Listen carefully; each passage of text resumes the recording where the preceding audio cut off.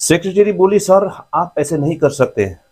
Sir आप मेरा promotion किसी भी हालत में डाउन नहीं कर सकते। तो इतना में ही उसका कंपनी का मालिक बोले, मैंने जो बोल दिया। तो सेक्रेटरी बोली, नहीं सर आप कैसे कर सकते हैं, ऐसे करेंगे तो आप मैं रिजाइन दे दूंगी। यह सुनकर कंपनी का मालिक बोले कि तुम्हें रिजाइन देने की जरूरत ही नहीं है, बल्कि तुम्हें आज और अभी से इस कंपनी का जॉब से फायर किया जाता है। ये कैसे हुआ ये कहानी में आप समझ पाएंगे, और ये वीडियो बहुत ही इंफॉर्मेटिव है और आपके लिए लेसन भी देखे जाएगा, इसीलिए इसको पूरा पूरा देख लीजिएगा। चलो आगे बढ़ते हैं कि कहानी का शुरुआत कैसे होता है। एक दिन एक कंपनी का मालिक अपनी प्राइवेट सेक्रेटरी के साथ अपना ऑफिस से बाहर निकल रहा था। अचानक उसका हाथ से बैग गिर गया और पास ही खड़ा गार्ड ने उसे देख लिया और पीछे से आवाज लगा दी, सर। कंपनी मालिक ने पीछे मुड़कर देखा। उसी समय गार्ड ने बैग उठाकर उन्हें देते हुए कहा, सर आपका बैग गिर गया। कंपनी का मालिक ने कहा, थैंक यू। तो सेक्रेटरी ने कहा, सर जल्दी चलिए हम लेट हो रहे हैं। कंपनी मालिक ने कहा, एक मिनट ठहरो, इसे इसका इनाम तो दे दूं। गार्ड बोला, अरे नहीं सर इसका कोई जरूरत नहीं है, मैं तो बस अपना ड्यूटी कर रहा था। कंपनी का मालिक बैग में कुछ तलाश करने के बाद हैरानी से गार्ड से बोला, इसमें तो मेरा पैसे था, पैसे कहाँ गया। गार्ड कहने लगा कि सर मैंने इस बैग से कोई पैसा नहीं निकाला। यह सुनते ही सेक्रेटरी कहने लगी, तुमने नहीं निकाला तो किसने निकाला, बैग तो उठा के सर को तुमने ही दिया था। गार्ड ने बोला, मानता हूँ मैं बैग तो उठा के सर को मैंने ही दिया था, लेकिन इससे मैंने पैसा नहीं निकाला। सेक्रेटरी ने गुस्से के साथ कहने लगी, अच्छा एक मिनट रुको, तुम अपनी जेब की तलाशी लेने दो। कंपनी का मालिक से सब सुन रहा था और आराम से बोला, देखो तुमने यदि सही में पैसा निकाला है तो दे दो, मैं कुछ नहीं बोलूंगा। फिर गार्ड बोलने लगे कि मैं अपनी माँ की कसम खाता हूँ सर, मैंने आपका बैग से बिल्कुल पैसा नहीं निकाला है। इतने में ही सेक्रेटरी जोर से बोलने लगी, तुमने नहीं निकाला है तो किसने निकाला पैसा, अपना शर्ट उतार के दिखाओ, तलाशी लेने दो। और गार्ड फिर से बोलने लगे कि मैंने सही में पैसा नहीं निकाला, और सर के तरफ भी मुड़ के बोला, सर मैंने सच में आपका बैग से कुछ भी नहीं निकाला, पैसा भी नहीं निकाला, मेरा यकीन कीजिए सर। उतने में ही सेक्रेटरी बोली, यदि तुमने नहीं निकाला है तो तलाशी लेने क्यों नहीं देती। कंपनी का मालिक बोले, मुझे लगता है कि इसने पैसा सही में नहीं निकाला है, चलो जाने दो चलते हैं।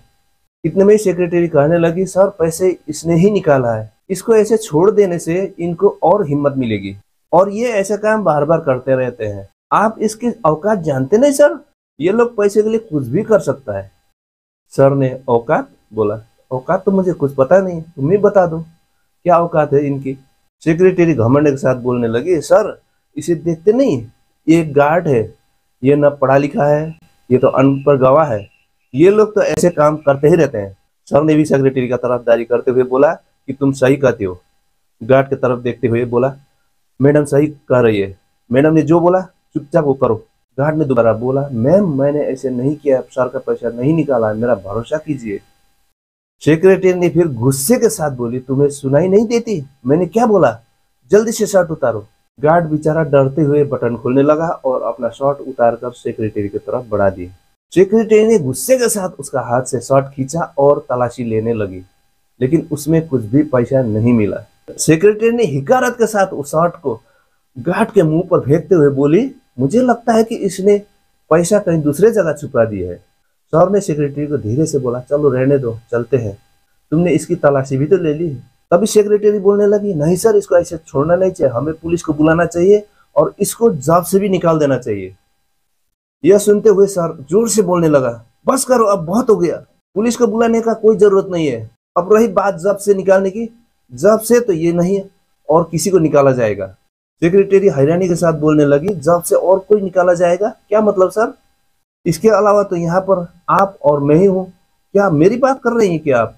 तभी कंपनी का मालिक कहने लगा, हाँ मैं तुम्हारा ही बात कर रहा हूँ, मैं बहुत दिनों से देख रहा हूँ कंपनी के वर्कर के साथ तुम्हारा रवैया बहुत ही खराब होते जा रहा है।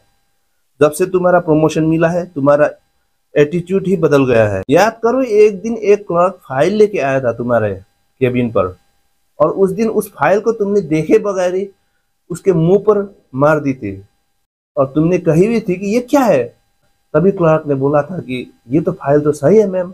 फिर तुमने उसको डांट मारी थी और कही थी कि मैंने जैसे बोली थी वैसा ही बना कर लाओ, नहीं तो तुम मेरे टॉप लिस्ट पर हो जॉब से निकालने के लिए।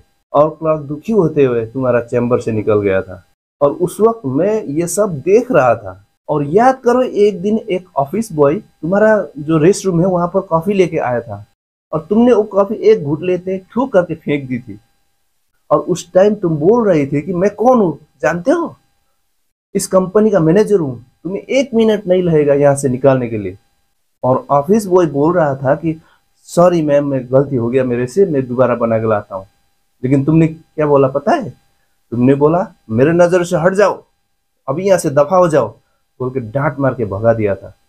और ये सब भी मैं आज जानबूझकर कर रहा हूँ। यह सुनकर सेक्रेटरी का मुंह खुला का खुला रह गया। उतने में ही secretary sir sir sir sir करने लगी।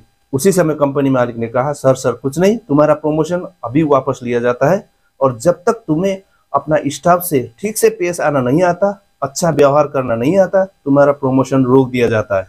सेक्रेटरी बोली, सर आप ऐसा नहीं कर सकते, आप मेरा प्रमोशन को डाउन नहीं कर सकते। सर ने कहा, मैंने जो बोला बोल दिया।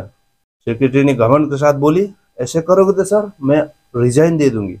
यह सुनकर कंपनी मालिक बोले कि तुम्हें रिजाइन करने की कोई जरूरत नहीं है, बल्कि तुम्हें आज अभी और इसी वक्त अपना जॉब से फायर किया जाता है।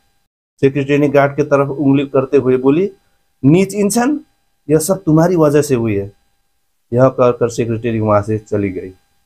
तभी कंपनी मालिक गार्ड को बोला, सॉरी मैं क्षमा चाहता हूँ, मेरे कारण तुम्हें यह सब झेलना पड़ा, सुनना पड़ा। गार्ड ने कहा, कोई बात नहीं सर। सर ने कहा, मैं तुम्हारा ईमानदारी देखकर बहुत खुश हूँ, मैं तुम्हारी सैलरी आज से ही बढ़ा रहा हूँ। गार्ड खुशी होते हुए बोला, थैंक यू सर, भगवान आपको और तरक्की दे। फिर सर ने बोला, भगवान हरदम अच्छे इंसान का साथ देते हैं और बुरे इंसान को सजा। नमस्कार दोस्तों, मेरा नाम धीरेन। इस कहानी से हम ये सीख सकते हैं कि हमारा औकात पैसे और घमंड से नहीं होता है, बल्कि हमारा कर्म से बनता है। इसलिए हमें ये ध्यान रखना होगा कि किसी भी स्टैंडर्ड के लोगों के साथ हमें इज्जत के साथ पेश आना चाहिए, ताकि हमें भी वो इज्जत दे पाए और हमें भी वो इज्जत मिले। हमारा इज्जत कभी भी खरीदा नहीं जा सकता है, बल्कि कमाना पड़ता है, जो कि हमारी सोच पर निर्भर करता है। मुझे आशा है कि ये कहानी आपको जरूर अच्छा लगा होगा और आप इस कहानी को शेयर भी कर देंगे। इसी तरह का इन्फॉर्मेटिव वीडियो लेके फिर आऊंगा, तब तक के लिए मुझे इजाजत दीजिए। जय हिंद, वंदे मातरम।